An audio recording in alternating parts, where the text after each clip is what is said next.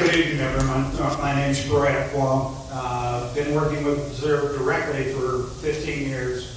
And it was really about 15, 16 years ago, we acquired most of these northern lands north of Pinnacle Peak Road that are showing up in tan in this graphic. And we've been working, the collaboration that you're hearing about, everyone working together. The fire department has long been a partner with Preserve staff with the fire department.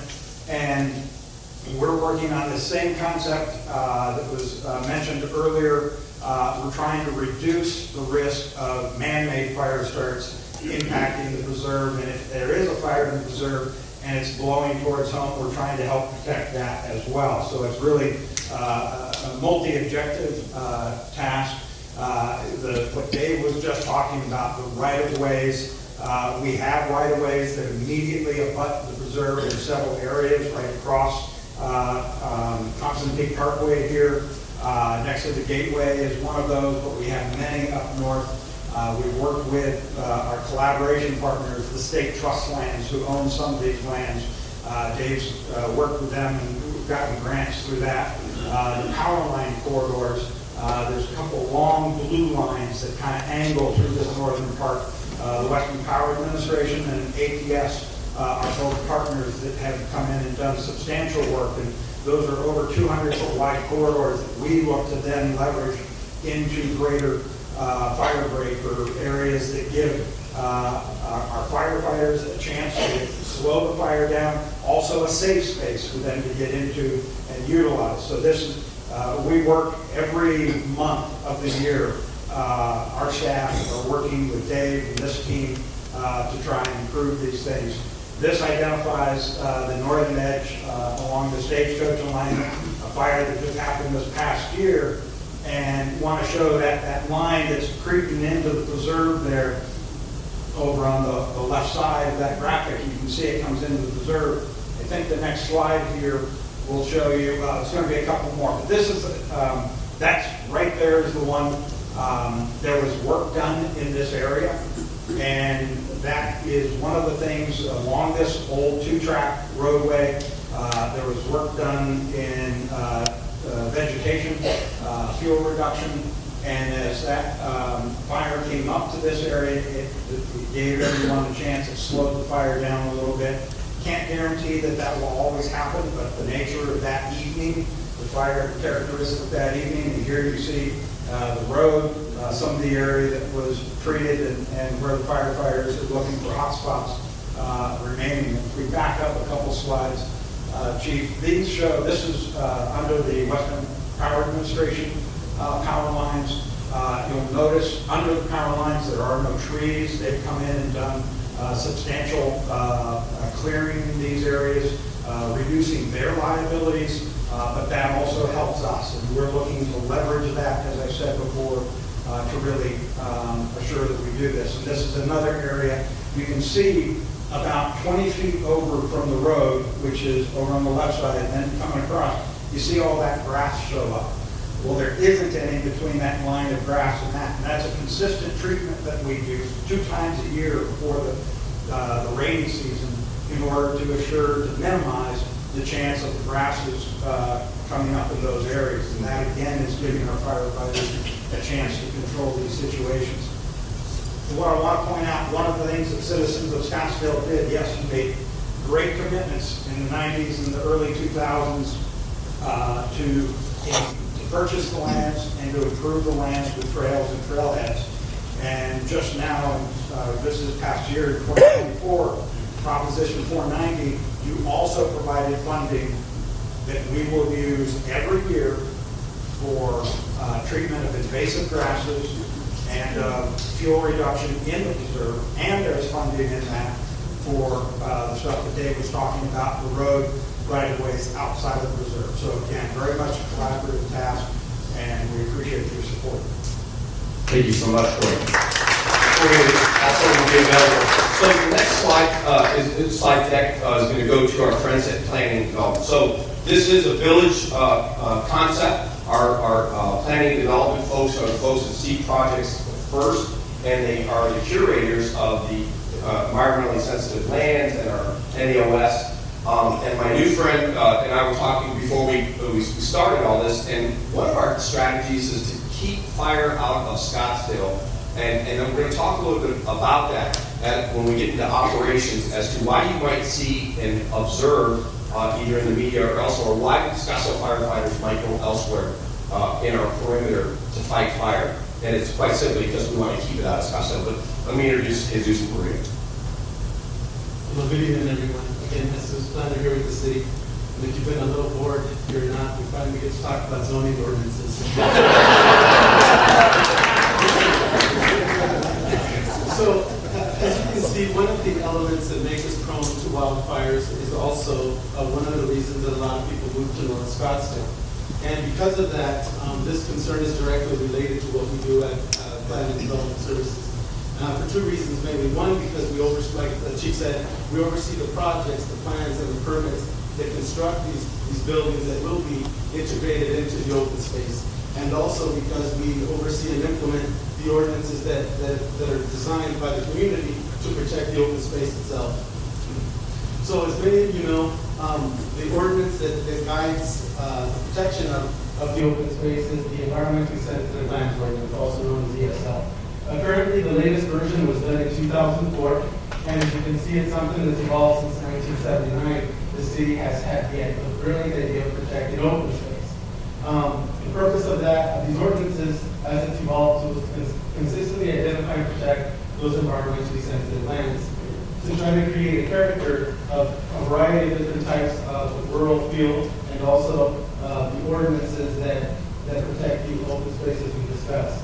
Having said that, the environmentally sensitive lands ordinance does that with three main points that you see there. One is through the dedication of natural area open space, known as NAOS. And so what that is a portion of the property that is designed to be native vegetation. And so there's a couple different varieties of that, but at least that's the main goal. There's also a native plant ordinance, which requires every property to have an inventory of protected plants that are protected by the state and by the city. And then finally, it also incorporates into the ordinance the ability to provide defensible space to mitigate the risks such as the one we're discussing tonight. So now, whether you're within you can go back to one slide. So the area that you see in gray is pretty much everything south of the power line, southwest of the power line corridor. Everything from that power line corridor up is all considered within the environmentally sensitive lands area. So now, whether you're in the ESL area or not, all open space is connected. Therefore, both the city and the ordinance encourage people to remove those invasive non-native species. Again, because as the chief said, it creates a fire, promotes those fires, it damages the ecosystem, takes away resources from the native vegetation, and then if it gets carried away too far, it can alter water flows. So within the environmentally sensitive lands, there's a section that specifically talks about NAOS, and that's probably the most important that's relevant to the tools that have been built into ESL to help the discussion here tonight. So first, the maintenance of NAOS discusses what is allowed within the NAOS. And the first step is to remove any man-made debris, anything that can obstruct the wash and natural flow, and then also, again, removing the parasitic plants. What is not allowed is pruning native plants. Now, again, that's not anything that's related to the defensible spaces we'll get into during a little bit. Also, not adding anything additional like decomposed organic mulch to native soil, and not using any pesticide which is within NAOS.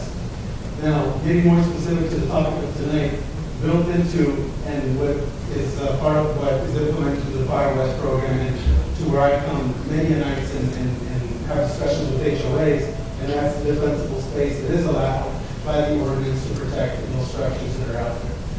So the graphic that you see here on the left is the illustration of what that looks like for a single-family home. But we want to make sure that everyone understands that if there's a tract that is owned by an HOA, these parameters can also be implemented within those properties as well. It's not just the individual homeowner that can take advantage of the defensible space. And so again, just to kind of back up what you've seen already through the graphics, this is a good example of where the picture on the left was pre-implementation of the defensible space. And the picture you see on the right is once that was completed. Share with our friends the thousands of acres that represent the neighborhood. So that's a great question, or a great comment, Chief, thank you. So right now, it is about, we have about the same amount of natural area open space dedicated on private property as about the same size as the preserve itself. So it's up in that tens of thousands of acres. And so, thank you.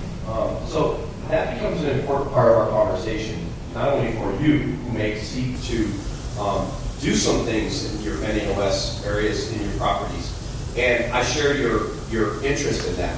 Similarly, as Christy identified earlier, when it comes to tactics, firefighting tactics, we have to operate in the environment that we're in. So I'd like to ask Chief Steves to talk a little bit about the operation side. So if you're watching this presentation online, we're in the response side of the site.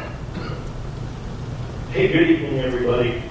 So our prep really starts right after special event season. So Barrett Jackson comes through, then the waste management comes through, WM comes through.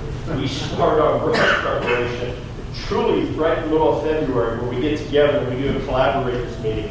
So we get together with all the other regional departments that are part of the automatic gate system that we're fortunate to be a part of, our federal stakeholders, our state stakeholders for forestry, and we find out what the weather's going to be looking like this year. As Fire Chief said, it's almost a broken record. Every year it's going to be dry, it's going to be hot, we're going to have monsoons coming through. So we start prepping, and it seems we get earlier and earlier through the years, where as we meet with them, we also find out what our resources are going to be. So what does the state have as resources for the forestry for the entire, what's going to be located down here in the Sonoran area as the preserve? What aircraft are we going to have? Because as you know, with the preserve, we have a tough time getting firefighters up to the top of the mountains and stuff. So we really use a lot of aircraft. We really rely on that. We've been super fortunate. This is one of the fires where aircraft saved the homes, minus our firefighters dug in with them. And we lucked out with it when we truly did. So we start with that, we move through, and then the city of Scottsdale, we really work together, Greg, as a team and collaborate. We get with parks, we get with the preserve, we get with planning, we get with police chiefs and assistant chiefs, and we get together on how we're going to handle it, working with all the departments that come to it. Sanitation, planning, public works, how do we get tractors, how do we get the trucks that we need moving through, and our plan starts coming. As we ramp up, we start putting city assets into place. Just as the weather changes, we start getting into that 100 degrees and it dries out even more, we start putting up additional brush assets. So in Scottsdale, all our firefighters are wildland trained up to federal and state standards. That's unique here in the valley. So we do it because of the huge MUI interface that we have. We're currently, all of our men and women are going through quarterly refresher training that we do every year on wildland. When they go out, they practice the techniques, they get the trucks ready, and we get to that service. They get done right about the end of March. Beginning of April, we start putting up our first, what we call the Type 6 brush truck. As we come through the season increases, we put up all of our brush trucks, day staffing during peak times, and you'll see them. Those are the pickup trucks you see with the big pumps on the back and the hose, and our firefighters drive around to all of our urban interfaces, trying to make sure they're looking for smoke. They're doing the windshield surveys that Chief Swick talked about, and we're doing structural triage and planning all through summer, all the way through until we hit the rainy seasons and we start shutting them down. So we've also got two very large brush trucks we call brush engines that come here out of Scottsdale. Those are Type 3s. Those are for our structural protection that we do. Fortunately, as automatic aid, we have the resources of 26 other fire departments when we get these large wildland fires. The Bayview fire, we actually brought in trucks from 17 other fire departments to assist us on that. This fire started in Scottsdale, way up north on the border, went into state land where it left Scottsdale. As the fire chief said, our concern is always, is it going to come back? Wind shifts in the valley. This is 3 o'clock in the morning, and this is in Scottsdale coming back to homes, and we're about a quarter mile from this. This is in the preserve. This is the Bayview fire. These are the pictures of corn we were showing on the slides on there were the treatment, and our federal partners are actually burning brush, debris, and stuff to stop this fire and reduce the fuels on it. This was an all-nighter for us. We stayed on this for 3 days in Scottsdale to make sure that our homes were safe. So we rely on the state and federal partners. There are resources. We need them also to help so we can put our men and women back in the fire stations to respond to the day-to-day calls that we have here in Scottsdale from medical suppliers And then the automatic aid resources fill in these fire stations when we empty them. So as we left our fire stations to go fight the fires, Phoenix, Peoria, Mesa, Surprise, all the way to Buckeye came in and sat in the fire station. We're running on our day-to-day responses. So when we rely on that, that's a huge asset for us. So men and women serve proudly. Thank you very much, Chief. So one other part of this story is the relationship, and I have to echo Dave's comments. The relationship we have with our state partners, the hotshot teams that also patrol in the Tonto area, and I believe, was it the Diamond Fire? I think it was the Diamond Fire that was discovered initially by a Tonto crew, and then they, as well as one of our brush trucks, were first on that within minutes of that fire because we're constantly patrolling. And so we're very pessimistic during the fire season. So if we move from operations now into kind of the response, I want our emergency manager to talk a little bit about things that you should be prepared to do, and our law enforcement partners are key to that. Jacob, you're right there. So my portion of the response is managing emergency notification and the evacuation orders that you might see. The tools that we use for this primarily is through the wireless emergency alert program that is also sponsored by Maricopa County. The way that you enact or enable this in your phones is you have to go into your settings and actually opt into this program. Most of your cell phones already come with the wireless emergency alerts turned on, so you actually have to go into your settings to turn them off. But if you have questions about that, there's a website right there on the screen that you can go to and get more information about the WIA system. Additionally, Scottsdale over the last year has adopted the Rave Alert System. This is a program that is sponsored by the state. It's pushed out through the state, and you can opt into this through your cell phone or through a website. Non-residents can also opt into this program by texting the Scottsdale to 77295. We use this not only for emergency notifications, but for information notifications during special events. Many of you might have seen the rollout of this during WM Phoenix Open. So that's a unique thing to Scottsdale. Many of the other areas are trying to adopt this. The way these systems work, though, is off the cell phone towers. So if you're in the area that is being affected or that notice is being pushed out, you will get the message if you have that system enabled. With Rave Alerts, you can either get direct messages to your cell phone if you provide your cell phone number, or they also operate through the cell phone towers as well. And Ready, Set, Go is the language that is going to be used with these emergency notifications. Keep in mind, right now, we're all at ready. There's never going to be a ready message. You all are all at ready right now. So this is when you start preparing. You listen to this, you get informed, start preparing your household, your community for what might come, and then it will go down to set and to go. So as we move through these things, if you get a set message, make sure that you follow the instructions in the message. It's going to direct you to a website where you can get more information. And then if you're into the go area, you really need to pay attention to the law enforcement partners that we have. They will probably reach you before you even get the set message. They'll be on the ground already going door to door. Please follow their instructions. And so, while we don't have a slide necessarily for law enforcement, Chief, do you want to say anything in this regard? Jacob pretty much just covered it all.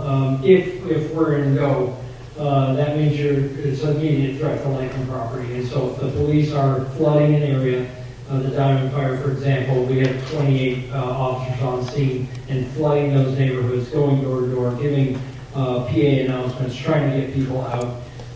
Recognize that if we're doing that, it's because the fire department has determined that there's an immediate threat to life. So we're not going to just do this as a training exercise. If we're there, we need you to work with us and get out. Just one thing to think about, especially in some of our northern parts of the city, and especially related to Diamond Fire. A lot of folks have livestock, they have horses, obviously, and some of you are nodding, probably have them as well. We know you're not leaving without those horses. Just recognize that, and there's an amazing grassroots community, pardon the pun, that didn't sound right for this meeting, but there's an amazing community out there. Yeah, there's an amazing community that will come and assist their neighbors with moving those livestock and horses. But recognize that what we encountered in that event was a lot of blocking of the roadways, and we needed to clear that so that the fire trucks could get into play and do their job. So it's going to be a little chaotic. Just follow the direction of the officers, and we're going to get everybody out of there safe. So 2 more slides. You've been amazingly patient, and then we want to hear from you. So as it relates to accountability, when there's human cause, so we do investigate all fires. So when we know cause and origin, we pursue that. We work with our legal partners, our fire departments, prevention bureau, and fire marshal have very well-trained investigators. We have great relationships with the State Department of Fire and Forestry Management to get precision experts in, if necessary, to do cause and origin work. So when we get fires that we know were either maliciously started or accidentally, we are going to investigate those, and if there's accountability that we can hold people to, we will certainly do that. It's a nuanced topic because the penalties aren't necessarily steep, but the consequences of the violation can be astronomically steep. And so we're working very hard on that. And this is one of the areas of grace that I'm asking the city to provide me as we move forward, and then you as citizens and as your council representatives and mayor to deliberate over this. I am accountable for the bad things that happen in this regard. It will be my head that you come for if bad things happen. And you need to know what we're doing to prepare the city so that we can avoid these issues. But some things that I think that I would like to see us focus a little bit more on is extreme community engagement, because I think you've all sensed that we're in this together and that there is vulnerability and that we have a part to play as citizens and residents of Scottsdale, and that we engage you regularly. And let me apologize again that this is the first time I think that we've ever done this in the wildland season. We do this all the time in the HOA Firewise program, and we don't do it like this, and I think that that's a flaw that we're going to fix. Increased stakeholder engagement, which means kind of uniting the clans. And so there can be a bit of a tribal sort of, this is my area of focus, and I'm not going to necessarily work very well with you, sometimes in our profession. So we're breaking down those barriers. And with regardless of the tumult that is in society, every professional government agency needs to be on the same page when it comes to protecting your interests. And so we're working very hard on that. And then I want to certainly look at expanding inspection and code enforcement opportunities, and maybe look at our ordinances for greater opportunity for you to do the things that we would want you to do in the NAOS. As a resident, I hear from, in fact, most of the time, I hear from you saying, I'd love to do more, but I'm restricted. And so I want to help you in that regard. And Jesus is here to facilitate that process once it's made its way through council. And we promise to have more discussions with you on that as we find common ground as a community as to what might be appropriate.